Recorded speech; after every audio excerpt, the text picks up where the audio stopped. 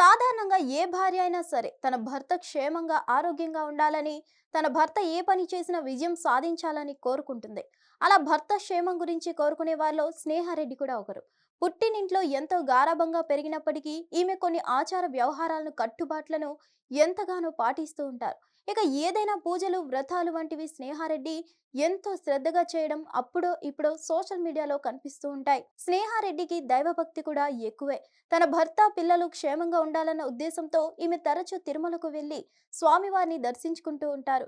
ఇక తన భర్త సినిమా విడుదలవుతున్న ఆయన ఏదైనా సమస్యలో చిక్కుకున్నా వెంటనే తిరుపతికి వెళ్లి స్వామివారిని దర్శనం చేసుకుంటారు.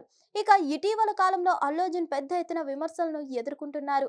నంద్యాల ఘటన నుంచి మొదలుకొని నిన్నటి అరెస్ట్ వరకు ప్రతి ఒక్క విషయంలోనూ అల్లు అర్జున్ పేరు బయట మారుమోగుతుంది. హైదరాబాద్ లోని సంధ్య థియేటర్ దగ్గర తొక్కిసలాట కేసులో ఇప్పటికే పోలీసులు అల్లు అర్జున్ పై, సంధ్య థియేటర్ యాజమాన్యంపై కేసుల్ని నమోదు చేశారు. అదేవిధంగా అల్లు అర్జున్ అనేక నాటకీయ పరిణామాల నేపథ్యంలో పోలీసులు అరెస్ట్ చేసి రిమాండ్ కు తరలించారు. కానీ హైకోర్టులో అనూహ్యంగా సింగిల్ జడ్జ్ బన్నీకి మధ్యంతర బెయిల్ ఇవ్వడంతో ఆయన రిలీజ్ అయ్యారు.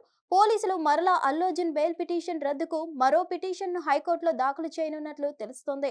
దీంతో మళ్ళీ అల్లు అర్జున్ ను అరెస్ట్ చేస్తారని జోరుగా ప్రచారం జరుగుతుంది. ఈ నేపథ్యంలో అల్లు అర్జున్ అరెస్ట్ కావడంతో ఎంతగానో కృంగిపోయిన స్నేహారెడ్డి తన భర్త కోసం కీలక నిర్ణయం తీసుకోనున్నారని చెప్పారు. తన భర్త కోసం 41 రోజుల పాటు ఈమె శ్రీ వెంకటేశ్వర స్వామి నామాలను చదువుతూ ప్రత్యేకంగా స్వామివారికి పూజా కార్యక్రమాలను చేయబోతున్నారట. ఈ 41 రోజుల పాటు ఈమె ఒక పూట ఉపవాసం ఉంటూ ఈ పూజా కార్యక్రమాలను చేయబోతున్నట్లు తెలుస్తుంది. తన భర్త ఈ వివాదాల నుంచి బయటపడడం కోసమే ఆ స్నేహారెడ్డి ఈ విధమైనటువంటి నిర్ణయం తీసుకున్నారని తెలుస్తుంది. గతంలో ఏపీలో సైతం అల్లు అర్జున్ పై కేసు నమోదైనప్పుడు కూడా స్నేహారెడ్డి తిరుమలకు వెళ్లి ప్రత్యేకంగా పూజలు చేశారు. దీంతో మరలా ఇప్పుడు స్నేహారెడ్డి ఈ 7 కొండల వాడిపైన భారం పెట్టి తన భర్తను గండం నుంచి గట్టెక్కించమని ప్రార్థిస్తున్నట్లు తెలుస్తోంది. ఇకపోతే గతంలో పవన్ కళ్యాణ్ తిరుమల లడ్డు వివాదం నేపథ్యంలో ప్రాయశ్చిత్త దీక్షను చేపట్టారు. అప్పట్లో పవన్ కళ్యాణ్ తిరుమలకు నడుచుకుంటూ వెళ్లి మరీ దర్శనం చేసుకున్నారు.